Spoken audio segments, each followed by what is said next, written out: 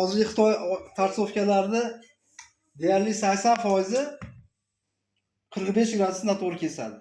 80%. Даже unaqa qimmat tarsovkalarda ham, misol Makita, Devolt yoki Capexlarda oladigan bo'lsa ham, albatta tekshirib, shunaqa tekshirib keyin ishlatish tavsiya qilinadi. Xitoy tarsovkani olgandan keyin arrasini albatta yangi arra olish kerak. O'zini arrasi bo'lmaydi.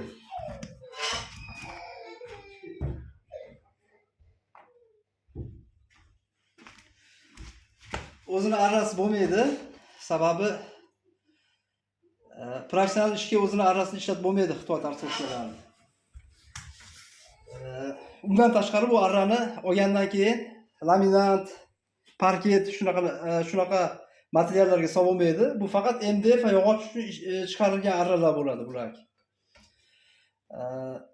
Endi qo'qqisdan shunaqa qattiq yog'ochlarga qo'yib olsa, arra o'tmas bo'lib qolsa, korobka idealniy zavodskoy reska bo'lmaydi. Undan tashqari qovun qilib kesib qo'yadi. Endi buni qanday tekshiramiz? Misol magazindan olmoqchisiz tarsovkani. Birinchi o'rinda manaqa 90 gradusli ruletka olish kerak. O'lchog'ich. Buni ham to'g'risini topish kerak. Bu ham ko'pincha noto'g'ri hisoblaydi, o'lchaydiganlari ko'p buni ham. Men buni razri tekshirganman, bu to'g'ri. Shuni shunday qilib tekshiramiz. Birinchi bo'lib bo'yini tekshiramiz. Men tekshiryapman.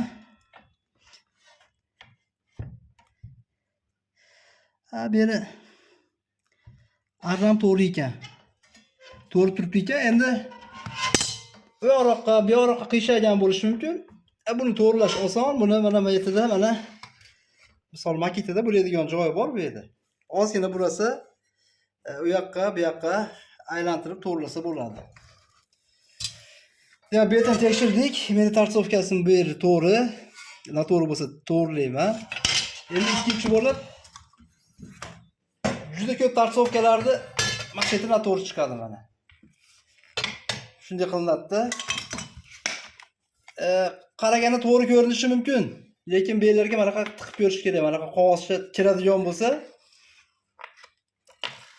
shu noto'g'ri hisoblayotgan bo'ladi. Mana meniki noto'g'ri ekan mana shu joyi. Men nimaga noto'g'riligini bilaman, sababi oxirgi marta eshik kirganimda nalishnikni 45 gradusda kesganman. Nalishnikning tepa tomoni burchagi 1,5 mm dan qochib ketib chiqqan. Shu oxirgi kesganimda noto'g'ri kesgan bu 1,5 mm ga. Shu hozir sababi topildi, mana bu yerda ashit kiryapti.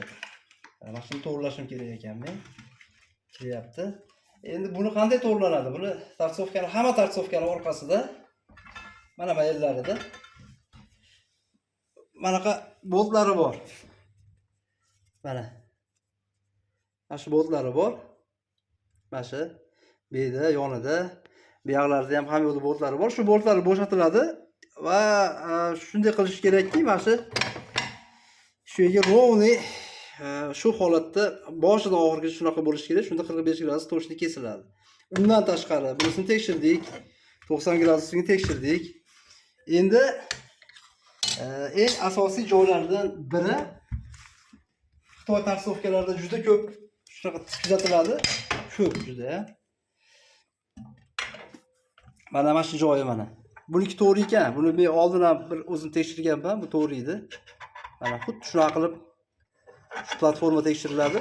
Men shunaqalarni ko'rganman, juda ham katta qovunlar, 2 mm, 3 mm qovunlari ham bor.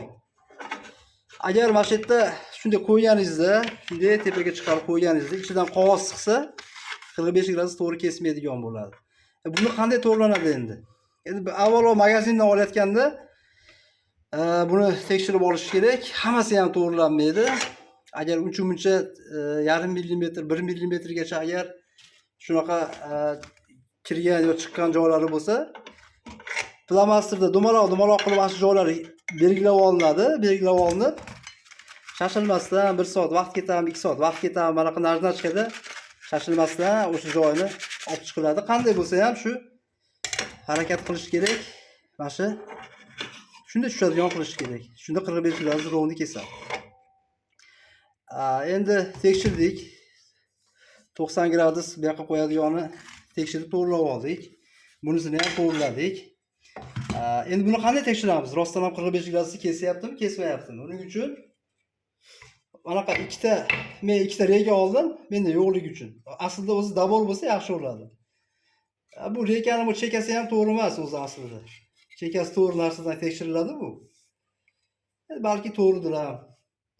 Xullas tekis reka, dabor shunaqa yog'och narsalar tekizib qo'yiladi, ikkitasini birga qilib. Ikkitasini birga qo'yamizda tarsovkani 45 gradusga olib boramiz. Va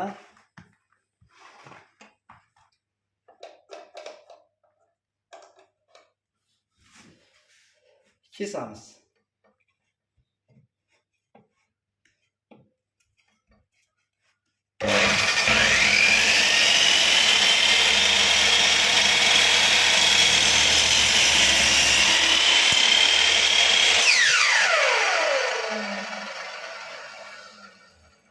Mana kesib oldik. Ikkovini bir xil qilib kesildi. Endi buni tekshirish uchun bir-biriga yaqinlashtiramiz mana.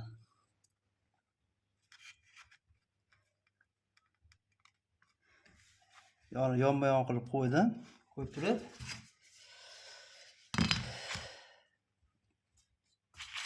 ruletkani olib kelib bunday qo'yaman. Mana e'tibor berayotgan bo'lsanglar mana 45 mol bir-biriga yopishtirganimda mana bu yerda yopishyapti. Ichkari tomoni. Sekin bu yoqqa ketgan sari mana orasi kengayib boryapti mana. Bu yoqqa qarab, где-то borgan sari kengayib boryapti bu. Xuddi shu nalishnikni kesganimda ham shunaqa kengaytirib ochgan edi. Ana shu nalishnikda oxirgi manaqa burchak joyi nalishnigi bunday bo'lib qolgan edi. Taxminan bunday bo'lib, mana shunday bo'lib, xuddi shu holatda kesilib qolgan edi. Chiroyli bo'lib, shunaqa tushmagan edi. Uni sababini topdim mana hozir. Demak, mana shuni qo'yganimizda mana shu tomoni o'tib ketyapti. Endi buni qanday to'g'rilayman? Buni birinchi o'rinda shu men aytgan mana shu joyini ozgina ichkari kirib ketibdi. Bu yerda ikkovini bo'shataman, ozgina chiqaraman bu yoqqa. Bu korpus ozgina chiqadi, yuradi bu yoqqa, to'g'rilayman. Lekin to'g'rilagandan keyin ham mana misol uchun qo'ydim. Ba'zi endi men hozir aybini topdim. Endi ba'zi holatlarda shunday bo'ladiki, tepasi ham to'g'ri, bu yog'i ham to'g'ri, hamma yo'g'i to'g'ri. Lekin bu tarsovkani nalishnikni yo'qsa daborni kesganingizda, korobkani kesganingizda 45 gradus chiqmaydi. Bu yog'ini tekshirgansiz, to'g'ri chiqqan, bu yog'i to'g'ri chiqqan, lekin noto'g'ri chiqyapti. Buni sababi ozgina montagi yeyilgan bo'ladi yo siljib qolgan bo'ladi bu yoqqa. Uni qanday tekshiramiz? Xuddi monga o'xshab, mana monga o'xshab kesib olamizda. Tekshirsak, shunaqa noaniqlik chiqsa, mana gradusda mana misol uchun bu hozir olib keldim. Bu yerda qotyapti mana, shu yerda qotyapti. Uni qilmaymanda 1 gradus siljib turib, yana bir testirovka qilib ko'raman bunda. Yana bir kesib ko'raman. Chiqmasa yana 1 gradus orqa-roqqa qilib kesib ko'raman. Shunaqa qilib qayda to'g'ri kesishini topib olganimdan keyin buni tagida o'zini anaqa nimalari bor, mexanizmlari bor manaqa. Shundan to'g'rilasa ham bo'ladi. Keyin buni ichidan ham to'g'rilasa bo'ladi. Bu tovoqni o'zini ham o'zini qatadigan, bo'shaydigan joyi bor, undan to'g'rilasa ham bo'ladi. Xullas buni aybini topgandan keyin va shunaqa tekshirgandan keyin shuni burab, yo bo'lmasa misol uchun qaysi to'g'ri kesishni topib, shunaqa qilib to'g'ri 45 gradus to'g'ri kesib olsa bo'ladi.